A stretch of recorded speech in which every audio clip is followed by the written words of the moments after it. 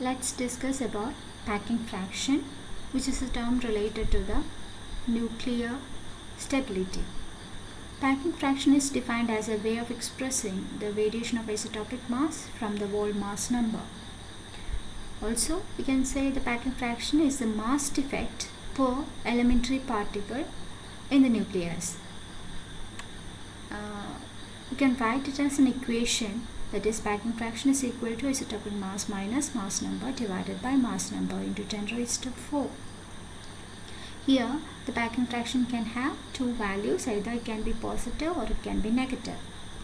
A negative packing fraction means that the isotopic mass is lower than the mass number.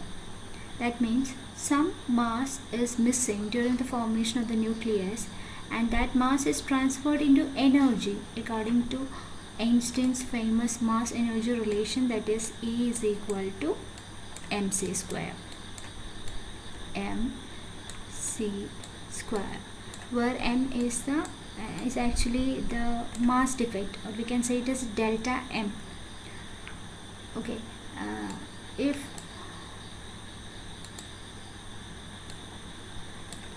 that delta m or the mass defect is converted into binding energy, then the nucleus will be stable. That means a negative packing fraction is related to the stability of the nucleus, and the positive packing fraction describes that the nucleus has some instability. But this statement is not quite correct, especially in the case of elements with low atomic masses. Now let us see a graph showing the variation of packing fraction with atomic mass number. And here we can see that as the mass number increases, the packing fraction decreases deeply, and around 20 it crosses the zero line, or the packing fraction becomes negative, and it goes on and after 200 it crosses the zero value and becomes positive. That means here in this region, in the near neighbourhood of 45, 50 or 60 atomic mass, it has the lowest packing fraction or the large negative value. It means that the nucleus in this region are quite stable, whereas beyond 200 the packing fraction becomes positive and those nucleus will be unstable, and around 230, above 230 it will be quite radioactive.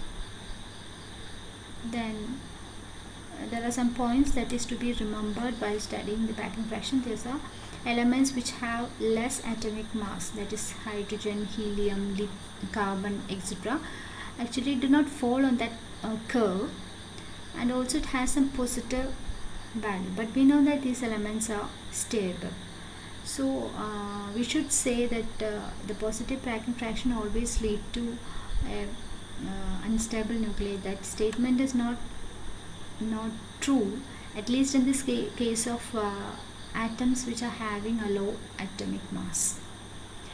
And in the case of oxygen, it has a slightly negative packing fraction, and also it's stable.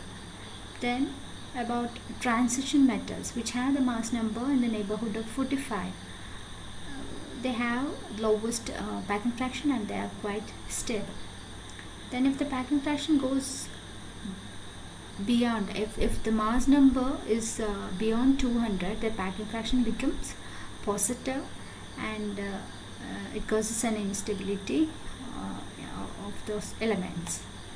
And again, if the mass number is beyond 230, those elements will be radioactive because they will have some